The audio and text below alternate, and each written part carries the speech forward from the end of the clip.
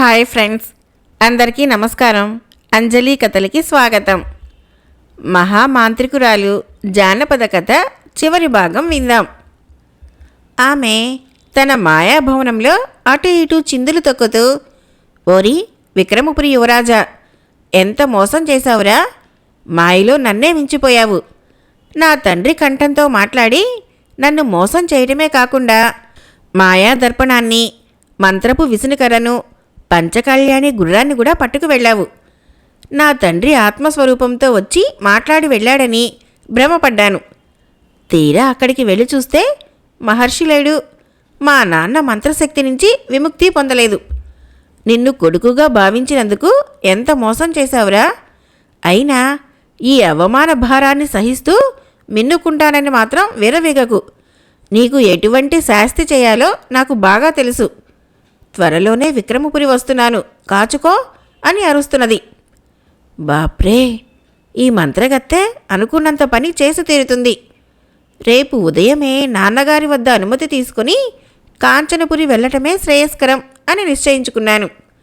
ఆ మన్నాడు పంచకళ్యాణి గుర్రాన్ని అధిరోహించి ఆకాశ మార్గాన కాంచనపురి దిక్కుగా బయలుదేరాను. కాంచనపురిలో నాకు బ్రహ్మాండమైన స్వాగతం లభించింది. నేను వచ్చినందుకు కాబోయే సతీమణి అయిన కాంచనరేఖ ఎంతగానో సంతోషించింది. అయితే ఆమెను చూసిన సంతోషం మాత్రం నా ముఖంలో కనిపించలేదు. మాంత్రికురాలు పదే పదే నాకు గుర్తుకు రాసాగింది.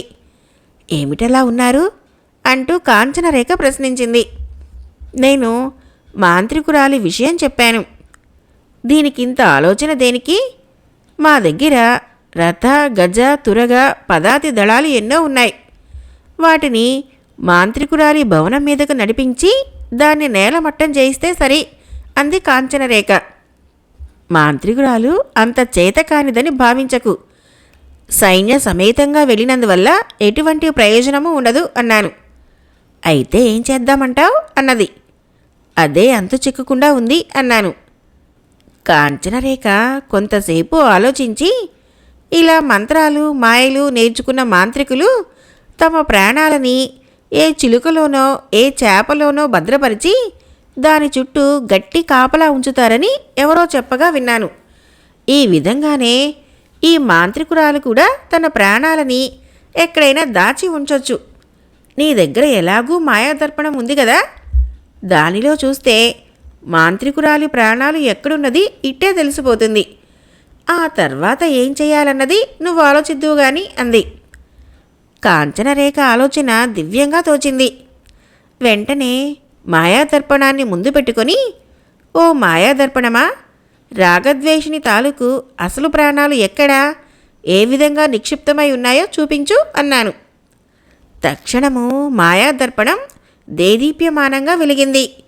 అందులో నక్షత్రాలు ప్రకాశిస్తూ కనిపించాయి. ఆ గోళం మీద ఒకే ఒక్క భవనము. ఆ భవనం లోపల ఎందరో రాక్షసులు. ఆ రాక్షసుల మధ్య భయంకరాకారుడొకడు కూర్చొని ఉన్నాడు. కొద్దిసేపు గడిచిన తర్వాత ఆ భీకరాకారుడు లేచి ఓ పెద్ద గది తలుపు తెరిచాడు. ఆ తలుపులు పెద్ద రాతి బండతో తయారు చేయబడ్డాయి. సామాన్య మానవులు 100 మంది కలిసినా వాటిని తెరవటం కష్టం. భీకరాకారుడు లోపలికి వెళ్ళగానే తలుపులు మూసుకుపోయాయి. లోపల ఎన్నో పంజరాలు వేలాడుతున్నాయి. వాటిలో అనేక రకాల పక్షులు కనిపించాయి. రాక్షసుడు ప్రతి పంజరం సమీపంగా వెళ్ళి దాని తలుపులు తెరిచి పక్షికి ఏదో మేత వేసి తలుపులు మూసి ముందుకు వెళుతున్నాడు. ఆ విధంగా పక్షులకు మేత వేస్తూ వాడొక పంజరం దగ్గర ఆగి, ఏం రాగద్వేషిని, నీ నరబలుల యజ్ఞం ఎంతవరకు వచ్చింది? ఎన్నాళ్ళు నీ ప్రాణాల్ని కాపాడుతూ ఉండాలి అని అడిగాడు. పంజరంలోని పక్షి మానవ భాషలో మాట్లాడుతూ, ఓ కుర్రకుంక నన్ను ఘోరంగా మోసగించాడు. నరబలుల యజ్ఞం సగంలోనే ఆగిపోయింది. ఇంకా కొన్నాళ్ళు నా ప్రాణాల్ని కాపాడుతూ ఉండు అంది. ఆ తర్వాత మాయాదర్పణంలోని దృశ్యం అదృశ్యమైపోయింది. ఏం చెయ్యాలో ఇప్పుడు బోధపడింది. నక్షత్రాల నడుమున ఉండే ఆ గోళానికి వెళతాను. రెక్కల గుర్రం నన్ను అక్కడికి తీసుకువెళుతుంది అన్నాను.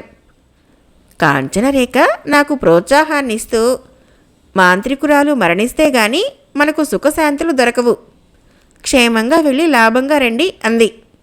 నేను ఆ మర్నాటి ఉదయాన్నే దివ్య వస్తువుల్ని తీసుకొని అంతఃపుర సౌధో పరిభాగం నుంచి పంచకళ్యాణి గుర్రం మీద మాయాగోళానికి బయలుదేరాను. చీకటి పడే వరకు రెక్కల గుర్రం ఆకాశం మీద ఎగురుతూనే ఉంది. నలుదిశలా చీకటి అలుముకున్న తర్వాత ఆకాశ వీధిలో నక్షత్రాలు కనిపించసాగాయి. నాకు కొద్ది దూరంలో చందమామలాగా వెలుగుతున్న చిన్న గోళం ఒకటి కనిపించింది. నేను మాయాదర్పణంలోకి చూస్తూ, మాంత్రికురాలి ప్రాణాలు ఉన్నది ఈ గోళం మీదేనా లేక మరొక గోళమా చూపించు అన్నాను. మాయాదర్పణంలో నాకెదురుగా ఉన్న గోళమే కనిపించింది. ఇకనేం అదే గోళమని నిశ్చయించుకొని గుర్రాన్ని అతి జాగ్రత్తగా ఆ గోళం మీదకి దించాను. దూరంగా నాకు భవనం ఒకటి కనిపించింది. అందులోనే రాక్షసులు ఉండవచ్చునని ఊహించాను. అది రాత్రి సమయం కావటం వలన నేను చీకట్లో నడుస్తూ నెమ్మదిగా భవనం చెంతకు చేరుకున్నాను. భవనం లోపల కోలాహలంగా ఉంది. భీకరాకారుడైన పెద్ద రాక్షసుడు భవనం మధ్యగా కూర్చొని పెద్ద కడవులోని సారాయిని గుటగుట తాగుతూ కనిపించాడు. వాడికి ఇరువైపులా చిన్న చిన్న రాక్షసులు కొంతమంది కూర్చొని వాడికి సేవలు చేస్తున్నారు. వాడు వరుసగా 100 కడవల సారాయి తాగిన తర్వాత హాయిగా నేల మీద పడుకొని గుర్రు పెట్టి నిద్రపోసాగాడు. వాడు అలా నిద్రపోయిన తర్వాత మిగిలిన చిన్న రాక్షసులు లేచి భవనంలోని చిన్న చిన్న గదుల్లోకి వెళ్ళి మేనులు వాల్చారు. ఆ తర్వాత నేను పిల్లిలాగా అడుగులో అడుగు వేసుకుంటూ భవనంలోకి వెళ్ళాను. ఆ పెను రాక్షసుడు నిద్రపోతున్న ఆవరణ చాలా విశాలంగా ఉంది. వాడి తల వైపున 2 పెద్ద బండరాళ్ళు కనిపించాయి. మాయాదర్పణంలో నాకు కనిపించిన తలుపులు అవే అని నిశ్చయించుకున్నాను. ఆ తలుపులకి కుడివైపున ఓ శక్తి విగ్రహం ఉంది. నేను నెమ్మదిగా అటువైపుకు వెళ్ళి విగ్రహం చాటున దాక్కున్నాను. రాక్షసుడు హాయిగా గుర్రు పెట్టి నిద్రపోతున్నాడు. ఈ సమయంలో మాంత్రికురాలి పంజరాన్ని తస్కరించి తీసుకువెళ్ళవచ్చు. కానీ రాతి తలుపుల్ని తెరవటం నా శక్తికి మించిన పని. తెల్లవారే వరకు ఇక్కడ జాగరణ చేయటం తప్పదు అనుకున్నాను. తెల్లవారింది. నేను రాక్షసుల కంటపడకుండా జాగ్రత్త పడ్డాను. కొంతసేపటికి పెను రాక్షసుడు లేచాడు. అంత క్రితమే అక్కడికి వచ్చిన చిన్న రాక్షసులు తమ నాయకుడు లేవటం చూస్తూనే పెద్ద పెద్ద కడవలలో సారాయి, పెద్ద బుట్టలో మాంసము తెచ్చి వాడి ముందు పెట్టారు. ఆ పెను రాక్షసుడు ఆవురావురుమంటూ మాంసమంతా ఒక్క చిటికలో తినేసి కడవల్లోని సారాయి గుటగుటా తాగేసి బ్రేవుమని తేంచేశాడు. తర్వాత లేచి నుంచొని, "ఒసే కంకాళిక, ఎక్కడ చచ్చావే? త్వరగా రా, పక్షులకు మేత వెయ్యాలి" అంటూ గావు కేక పెట్టాడు. ఈ కంకాళిక ఎవరా అని చూస్తూ ఉండగానే, "వస్తున్నానయ్యా, ఇంతలోనే అంత అగ్గిబుగ్గి అయితావేం?" అంటూ చిన్న పర్వతం లాంటి స్త్రీ ఆకారం అక్కడికి వచ్చింది. రాక్షసుడు దాని వంక ఆప్యాయంగా చూస్తూ, "లేదులే అమ్మా, నేను తలుపులు తీసుకొని లోనికి వెళ్తాను, కానీ నువ్వు మేత పట్టుకురా" అంటూ వాడు రాతి తలుపులు తెరుచుకొని లోనికి వెళ్ళాడు. ఆ మాయదారి కంకాళిక మేత కోసం కాబోలు అటుగా వచ్చి విగ్రహం చాటున దాక్కున్న నన్ను చూడనే చూసింది. అది బండి చక్రాలంతేసి మిడిగుడ్లను గుండ్రంగా తిప్పుతూ, "ఎవరు నువ్వు? ఇక్కడికి ఎలా వచ్చావు? ఉండు, మా నాన్నని పిలుస్తాను" అంటూ తలెత్తి నోరు తెరిచింది. ఇక లాభం లేదని చప్పున మంత్రపు విసనకర్ర తీసి దాని మీదకి గాలి విసిరాను. అంతే, కంకాళిక వెంటనే నోరు మూసేసి, "నన్నిప్పుడేం చేయమంటావు?" అంది. "మాట్లాడకుండా పక్షులకు మేత పట్టుకు వెళ్ళు. నేను నీ వెనకాలే వస్తాను. ఏ ఏ పక్షులు ఏ ఏ మాంత్రికులో నాకు తెలుసుకోవాలని సరదాగా ఉంది. నాకు వివరంగా చెబుతావు కదూ" అన్నాను. "నీకు చెప్పకపోతే ఇంకెవరికి చెబుతాను? ఇలారా, నా వెనకగారా" అంటూ కంకాళిక మేత తీసుకొని మందిరంలోకి అడుగుపెట్టింది. పర్వతం లాంటి కంకాళిక వెనక దాక్కొని నేను కూడా మందిరంలోకి అడుగుపెట్టాను. పెను రాక్షసుడు కూతురు చేతిలోని మేత తీసుకొని పక్షులకు వేస్తూ ముందుకు బయలుదేరాడు. వాడి వెనక కంకాళిక, దాని వీపు వెనక నేను అలా ముందుకు సాగాము. పక్షులకు మేత వేయటం పూర్తి అయిన తర్వాత పెను రాక్షసుడు కూతురు దిక్కు తిరిగి, నేను బయటికి వెళ్తున్నాను, పక్షులకు నీళ్లు పెట్టి త్వరగా వచ్చాయి అంటూ వాడు అవతలికి వెళ్ళిపోయాడు.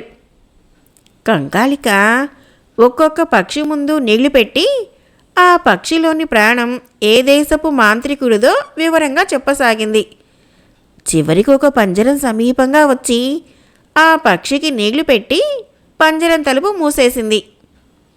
ఈ మాంత్రికురాలి పేరు రాగద్వేషిణి, మగధ దేశానికి చెందిన మహామాంత్రికురాలు అంది. నాకు కావలసిన పంజరం అదే కాబట్టి అక్కడే నిల్చొని పక్షి వంక తదేకంగా చూడసాగాను. పక్షులకు నీళ్లు పెట్టడం అయింది. నేను బయటికి వెళ్తున్నాను, నువ్వు రావా అంది కంకాళిక. ఎందుకు రాను? వస్తాను. అయితే నాకీ మందిరంలో కొంచెం పనుంది, అది చూసుకొని వచ్చేస్తాను, నువ్వెళ్ళు. నేను ఈ మందిరంలో ఉన్న సంగతి మీ నాన్నకు చెప్పకు సుమా అంటూ మంత్రపు విసనకర్రను మరొకసారి కంకాళిక ముఖం మీదకు విసిరాను. అది ముసిముసిగా నవ్వుకుంటూ, ఎందుకు చెబుతాను, నువ్వు పని ముగించుకొని త్వరగా వచ్చేయి, మనిద్దరం ఎంచక్కా ఉద్యానవనంలో కూర్చొని హాయిగా మాట్లాడుకుందాం అంటూ బయటికి వెళ్ళిపోయింది.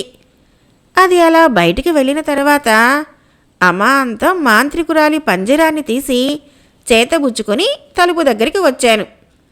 అయితే అప్పటికే రాతి తలుపులు మూసుకుపోయాయి. తన కూతురు బయటికి వస్తూనే రాక్షసుడు మందిరం తలుపులు మూసేసి ఉంటాడు. ఏం చెయ్యాలో నాకు పాలు పోలేదు. తలుపులను తెరవటం నాకు శక్యం కాలేదు. పంజరంలోని మాంత్రికురాల్ని చంపేద్దామని అనుకున్నాను. అయితే అక్కడ చంపితే ఎటువంటి ప్రమాదం సంభవిస్తుందోనని భయపడి ఊరుకున్నాను. ఆ వెంటనే నాకు వృద్ధుడు ఇచ్చిన నీలమణి జ్ఞాపకం వచ్చింది. చప్పున దాన్ని నోట్లో పెట్టుకొని కంకాళిక గొంతు కావాలని కోరుకొని, ఒరే అయ్యా, నేను యువతలికి రాకుండానే తలుపులు మూసి పారేశావేమిట్రా అంటూ బిగ్గరగా కేకపెట్టాను. ఇప్పుడే కదమ్మా యువతలికి వచ్చావు, మళ్ళీ లోనికి ఎప్పుడు వెళ్ళావు అంటూ పెను రాక్షసుడు తలుపులు తెరిచాడు. తలుపులు తెరుస్తూనే నన్ను చూసి కొయ్యబారిపోయాడు. నేను ఆలస్యం చేయకుండా మంత్రపు విసనకర్ర తీసి రాక్షసుడి ముఖానికి గాలి తగిలేటట్లు విసిరాను. రౌద్రాకారంతో నన్ను తీక్షణంగా చూస్తున్న వాడల్లా అంతలోనే పిల్లిలాగా అయిపోయి, ఎవరు నాయనా నువ్వు? ఊహు, నువ్వు ఎవరైతేనేమి, నువ్వు మా ఇంటికి వచ్చావు కాబట్టి మా అతిథివే. అవును, ఆ చేతిలోని పంజరం ఏమిటి? అది నీకు కావాలా? కావలిస్తే పట్టుకెళ్ళు. ఇంటికి వచ్చిన అతిథులకు ఏం కావాలన్నా ఇవ్వటం గృహస్థ ధర్మం కదా అన్నాడు. చూడు పెదనాన్న, నేను చప్పున మా లోకంకి వెళ్ళాలి. నా రెక్కల గుర్రం ఇక్కడే ఎక్కడో ఉంటుంది, ఎవరినైనా తెచ్చిపెట్టమనవు అన్నాను. మా బాబే, మా నాయనే, నన్ను పెదనాన్న అని పిలుస్తున్నావా? చాలా మంచివాడివిలాగా కనిపిస్తున్నావు. ఇదిగో క్షణాల మీద నీ రెక్కల గుర్రాన్ని రప్పిస్తాను అంటూ వాడు చప్పట్లు చెరిచాడు. నల్లగా తుమ్మ ముద్దులాగా ఉన్న చిన్న రాక్షసుడొకడు పరిగెత్తుకుంటూ బయటికి వెళ్ళి అంతలోనే నా పంచకళ్యాణితో సహా తిరిగి వచ్చాడు. ఇదిగో నీ రెక్కల గుర్రం, స్వేచ్ఛగా మీ లోకంలోకి వెళ్ళిపోవచ్చు అంటూ పెను రాక్షసుడు పళ్ళికిలించాడు.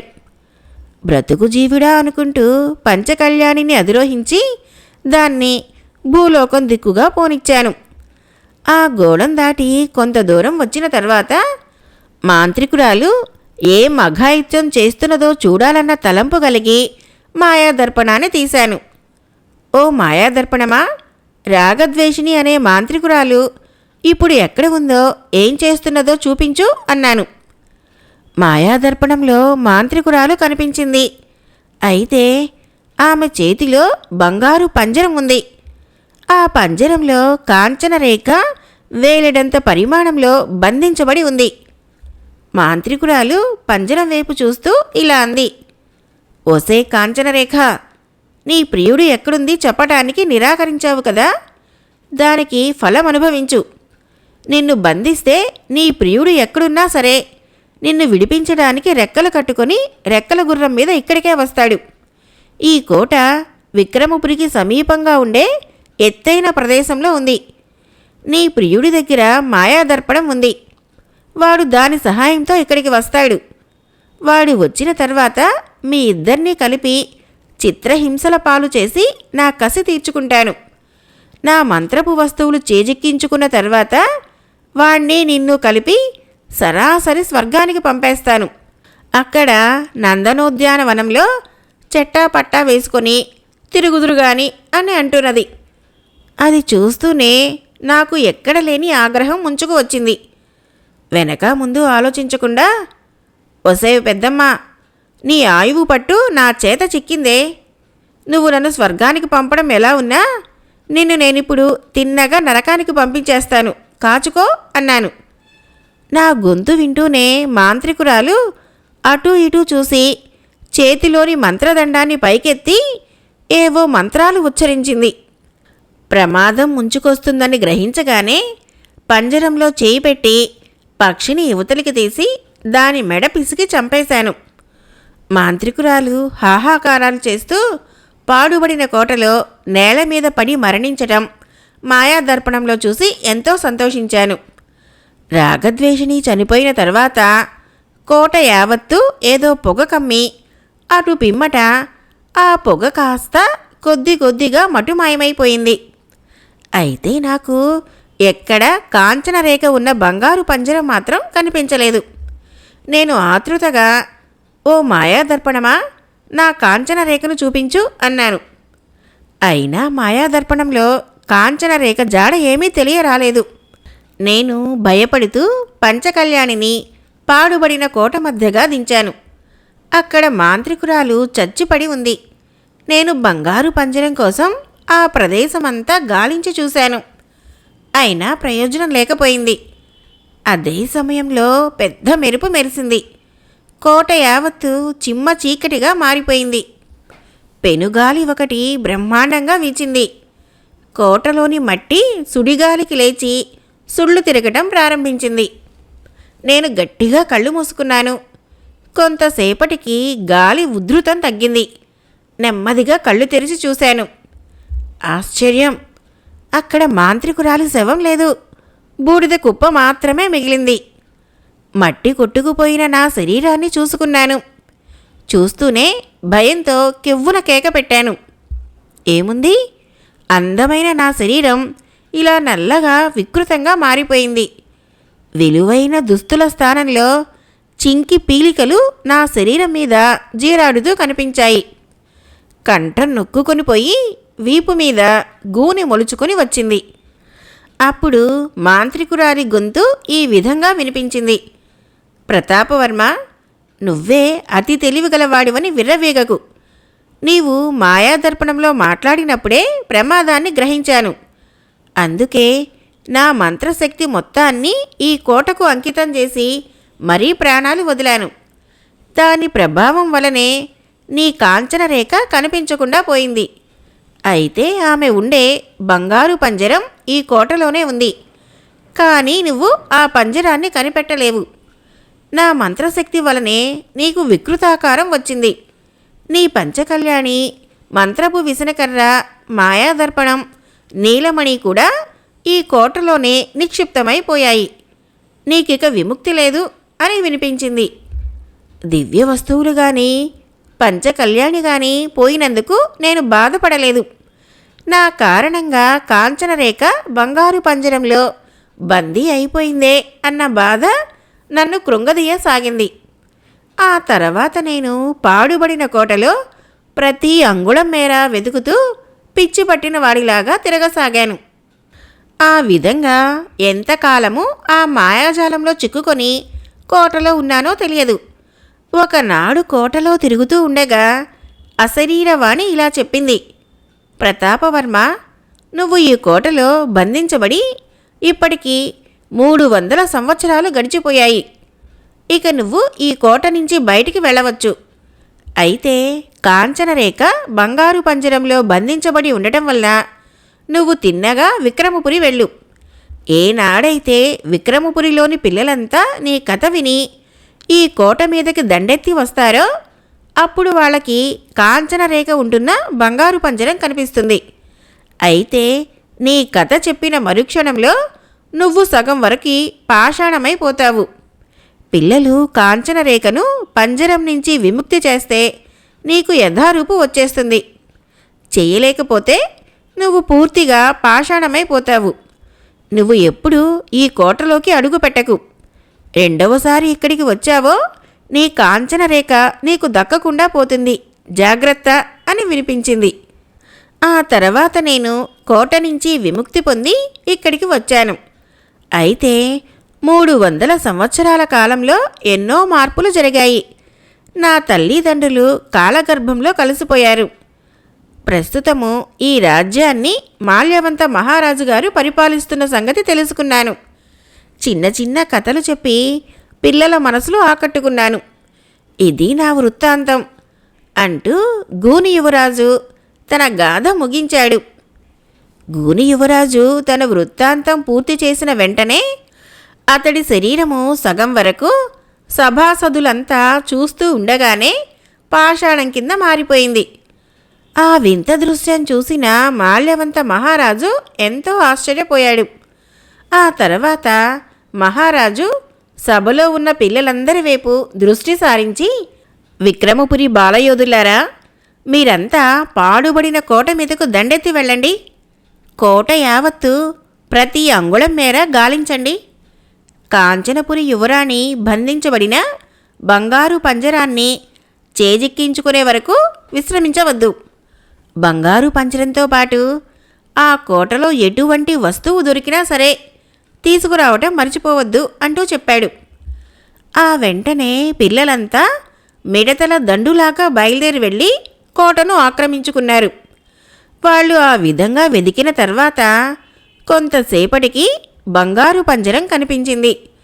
అందులో చిటికెన వేలు పరిమాణంలో ఉన్న కాంచనరేఖను చూస్తూనే పిల్లలు ఆశ్చర్యపోయారు.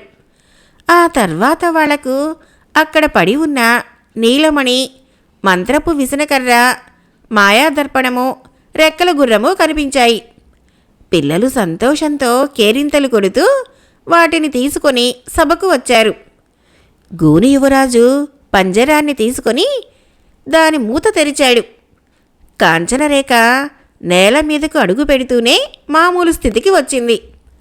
అదే సమయంలో గూని యువరాజు మాయమై అక్కడ ప్రతాపవర్మ ప్రత్యక్షమయ్యాడు.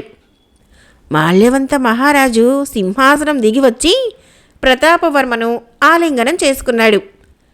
ఏం జరిగింది యువరాజా అని కాంచనరేఖ ప్రతాపుణ్ణి ప్రశ్నించింది. ఆ మాటలకు మాల్యవంత మహారాజు కలగచేసుకొని, జరిగిన విషయాలు ముచ్చటించుకోవటానికి ముందు బోలెడు సమయం ఉంది. ప్రస్తుతము జరగవలసిందేమిటో ఆలోచించండి అన్నాడు. ప్రతాపుడు మహారాజుకు నమస్కరించి, ప్రభు, నేనిప్పుడు సామాన్య మానవుణ్ణి. 300 సంవత్సరాలు గడిచినా మా వయస్సు ఎదగకపోవటం సంతోషించదగ్గ విషయం. ప్రస్తుతం నాకు మీ కొలువులో ఏదైనా చిన్న ఉద్యోగం ఇస్తే కాంచనరేఖను పోషించుకుంటాను అన్నాడు. దానికి మాల్యవంతుడు నవ్వి, యువరాజా, వాస్తవానికి ఈ రాజ్యం నీది. వయసులో నాకంటే చిన్నవాడివైనా కాలాన్ని బట్టి నాకంటే ఎంతో పెద్దవాడివి. నాకు పిల్లలు లేరు. నిన్ను నా కొడుకుగా దత్తత చేసుకుంటాను. కాంచనరేఖ నీ అర్ధాంగి అవుతుంది. అలా చేస్తేనే నా ధర్మం నేను నెరవేర్చిన తృప్తి మిగులుతుంది అన్నాడు. అందుకు సభాసదులంతా ఏకగ్రీవంగా ఆమోదించారు. ప్రతాపుడు అంగీకార సూచకంగా తల ఆడించాడు. కాంచనరేఖ సిగ్గుతో తల వంచుకుంది. ఆ తర్వాత మాల్యవంత మహారాజు ప్రతాపుణ్ణి తన కొడుకుగా అంగీకరించి రాజ్య పట్టాభిషేకం జరిపించాడు. ఒక శుభముహూర్తాన కాంచనరేఖ ప్రతాపులకు రంగరంగ వైభవంగా వివాహం జరిగింది. కొంతకాలం జరిగిన తర్వాత మాల్యవంతుడు రాజ్యభారాన్ని కొడుకు భుజస్కంధాలపై మోపి విశ్రాంతి తీసుకున్నాడు. ప్రతాపుడు సింహాసనం అధిష్ఠించిన తర్వాత రెక్కల గుర్రము, మంత్రపు విసనకర్ర, మాయాదర్పణము, నీలమణి సహాయంతో రాజ్యాన్ని జారా చోర భయం లేకుండా పరిపాలిస్తూ ప్రజలకు ఏ లోటు రాకుండా చూసుకుంటూ మంచి మహారాజు అనే ఖ్యాతిని గడించాడు. మహామాంత్రికురాలు జానపద కథ సమాప్తం. ఫ్రెండ్స్, నా కథలు నచ్చినట్లయితే మన ఛానల్ని తప్పకుండా సబ్స్క్రైబ్ చేయండి, లైక్ చేయండి, షేర్ చేయండి, మంచి కామెంట్ చేయండి. Thank you.